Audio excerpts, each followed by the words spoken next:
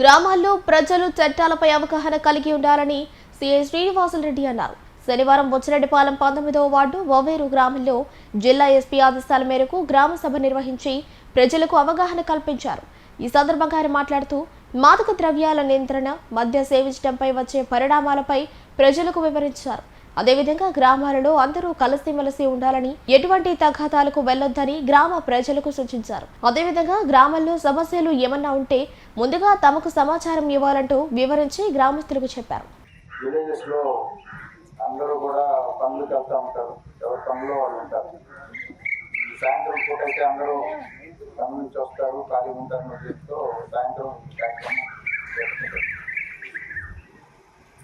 ఇంకా విలేజ్లో ఎక్కువ మా దగ్గరకు వచ్చే కేసుల్లో ఎక్కువ భార్యాభర్తల గొడవలు ఎక్కువగా వస్తున్నాయి. భర్త వేధిస్తున్నాడని, భర్త తాగుచ్చి కొడుతున్నాడనే కేసులు మా దగ్గర ఎక్కువగా ఇవి ఏమన్నా వాళ్ళ సమస్యలు ఏదైనా చెప్పుకోవచ్చు అనుకుంటే ఇక్కడ లేడీస్ కూడా లేదు, అందరూ జెంట్సే ఉన్నారు. జెంట్స్ అందరూ వచ్చి లేడీస్ని అందరినీ రానిట్లేదు. వాళ్ళ సమస్యలు ఎక్కువగా ఉపయోగించి కూడా లేడీస్ వాళ్ళకు కూడా చెప్పుకుంటే బాగుండేది. ఏ సమస్యలు ఏదున్నా కూడా అది వెంటనే వాళ్ళు పిలిపించి కౌన్సిలింగ్ చేయడం. అట్లాగే తాగినందువల్ల ఊళ్ళో ఎక్కువ గొడవలు అవుతుంది. తాగిన వాళ్ళు గమనుండరు, ఎవరో ఇంటి ఎదురు ఉన్న వాళ్ళని ఎన్నో తిరుగుతూ ఉంటారు, దానివల్ల గొడవలు అవుతుంది. మీకు కూడా తెలుసు, ఇంతకుముందు ఇక్కడ తాగి గొడవ చేస్తుంటేనే సచివాలయం ఎంప్లాయీ ఒకటి కంప్లైంట్ ఇచ్చింది. దాన్ని సర్దుబాటు చేసిన తర్వాత మళ్ళీ ఇంకో కేసు అయింది, ఇంకోటి కొట్టారు. దాంట్లో రిమాండ్ కూడా వెళ్ళారు. ఇలా తాగినందువల్ల గొడవలు ఎక్కువ అవుతున్నాయి కాబట్టి కొంచెం ఇక్కడ వెల్ షాపుల దాని మీద కూడా నియంత్రణ అవసరం. కాబట్టి తాగి ఎవరైనా ఉంటే వాళ్ళ పర్సనల్, వాళ్ళ డబ్బులు, వాళ్ళ ఆరోగ్యం, వాళ్ళ ఇష్టం. కానీ బయట ఎక్కడా కూడా గొడవ చేయొద్దు. బయట ఎవరైనా మాట్లాడితే బయట అంతారన్న ఉద్దేశంతో ఇంట్లో వెళ్ళి వాళ్ళ భార్య మీద, వాళ్ళ ఇంట్లో వాళ్ళ మీద వాళ్ళ ప్రతాపం చూస్తుంది. కాబట్టి ఏదైనా కూడా ఒకసారి కేసు అయిన తర్వాత మళ్ళీ ఆ ఫ్యామిలీ అనేది ఇబ్బంది పడతారు.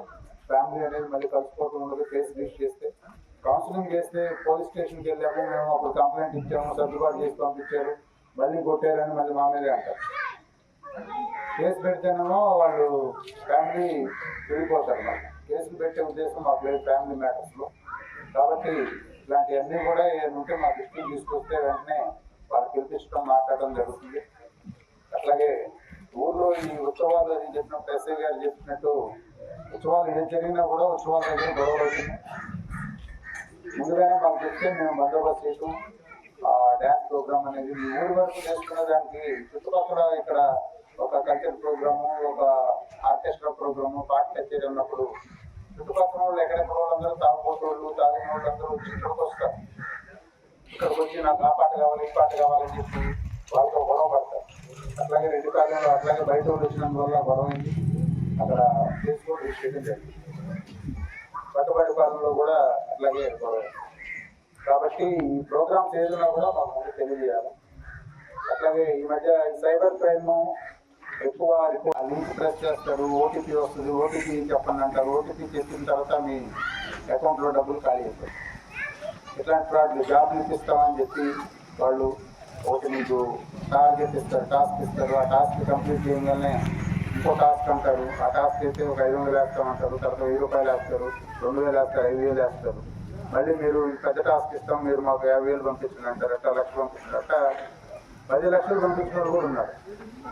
కాబట్టి అట్లాంటి సైబర్ క్రైమ్ పట్ల మీకు కూడా అవగాహన ఉండాలా. ఎక్కడ అనవసరమైన లింకులు వచ్చినాయి కూడా ఏవి కూడా మీరు ప్రత్యేకమవుతుంది. ఎవరైనా కూడా ఏటీఎం కార్డులు కూడా ఏదైనా తెలియని వాళ్ళు ఉంటారు, చదువురాని వాళ్ళు, వాళ్ళు ఏటీఎం సెంటర్కి వెళ్తారు. అక్కడికి వెళ్ళి ఏటీఎం సెంటర్ నెంబర్ అది వాళ్ళు డ్రా చేసి సంఘటన జరిగిన తర్వాత కేసు నమోదు చేసుకుని తదుపరి ప్రక్రియ చేసేటప్పుడు అసలు సమస్య కచేరీ కాకుండా మనం ఏం చేయగలం అనే మార్గాలను అన్వేషించడానికి ఈ యొక్క మీటింగ్స్ ఏర్పాటు చేయడం జరుగుతూ ఉంది. సమస్యలు ఏంటంటే భూతగాలు ఎక్కువగా ఉంటాయి. అందులో ఈ టైంలో అందరూ కూడా వరి నాట్లు వేసుకుంటున్నారు కాబట్టి గట్ల దగ్గర, తర్వాత పక్క పొలం వాళ్ళు మా దాంట్లో ఆక్రమించారని కానీ రకరకాల సమస్యలు ఉన్నట్టు కూడా చిన్న చిన్న సమస్యలు కూడా ఒక్కోసారి ఆవేశంలో గొడవలు పెట్టేప్పుడు అవి అటువంటి మర్డర్ కేసులు కూడా ముందుగానే ఏదైనా సమస్య ఉంటే అంటే సివిల్ మ్యాటర్లో డైరెక్ట్గా పోలీస్ చేయలేకపోయినా మేము మా తరఫు నుంచి కూడా రెవెన్యూ వారితో మాట్లాడి సివిల్ డిస్ప్యూట్స్ కమిటీ అనేది ఒకటి ఉంది. ఇప్పుడు అందరూ సోమవారం ఫిర్యాదులు ఇస్తారు కదా, వాటిలో ఏదైనా భూమికి సంబంధించిన వివాదాలు ఉంటే ఎంఆర్ఓ గారు, local station officer police station నుంచి, అలాగే ఎంపీడీఓ గారు వీళ్ళందరూ కూడా సభ్యులుగా ఉంటారు. అటువంటి సమస్యలు ఏమైనా ఉంటే కమిటీ కూడా అంతా మాట్లాడి సమస్యను సాల్వ్ చేసేదానికి ప్రయత్నం చేస్తారు. అట్లాగే ఈ విలేజెస్ లో ఈ మధ్య ఏంటంటే చాలా చోట్ల కూడా గ్రామంలో ఉత్సవాలు జరుగుతూ ఉన్నాయి. దయచేసి అట్లాంటి ఏదైనా ఉన్నా చిన్నదైనా పర్లేదు, ఒక్కసారి పోలీస్ స్టేషన్లో కనుక సమాచారం ఇచ్చినట్లయితే ఆ ఉత్సవాల టైంలో పోలీస్ సిబ్బందిని ఏర్పాటు చేయడం జరుగుతుంది. తద్వారా ఆ టైంలో ఎటువంటి గొడవలు లేకుండా ప్రశాంత వాతావరణంలో ఉత్సవాలు జరగడానికి మేము కృషి చేస్తాం. ఈ డీజేలు ఇట్లాంటివి పెట్టినప్పుడు ఏంటంటే మనూరు పిల్లకాయలు అందరూ బాగానే ఉంటారు, బయట నుంచి చూసేదానికి వస్తారనమాట బైక్లు వేసుకుని. ఆ వచ్చే క్రమంలో రోడ్ యాక్సిడెంట్లు, ఇక్కడికి వచ్చిన తర్వాత ఆ తాగేస్తున్న పిల్లకాయలందరూ గొడవలు పడ్డం, కేసులు పోలీసు వారికి చెప్పినట్లయితే మేము బందోబస్తు ఏర్పాటు చేసుకుంటాం.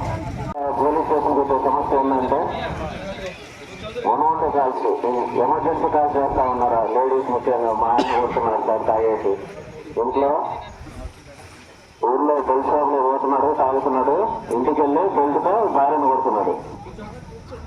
తల్లిదండ్రులు గరాజ్ చేసే పిల్లకాయలు కొంతమంది తయారయ్యారనమాట. ఎందుకంటే ఈ ఫోన్లకు అలవాటు పడి రకరకాల అవసరాలు ఇంట్లో న్యూసెస్ జరుగుతూ ఉన్నాయి. కాబట్టి బెల్ట్ షాప్లు ఏదన్నా గ్రామంలో ఉంటే సగం సమస్యలు వాటిలో వస్తున్నాయి. కాబట్టి పోలీసు వారికి చెప్పినట్లయితే మీ ఇన్ఫర్మేషన్ గోప్యంగా ఉంచుతాము, అటువంటి ఖచ్చితంగా మేము అరికడతాం.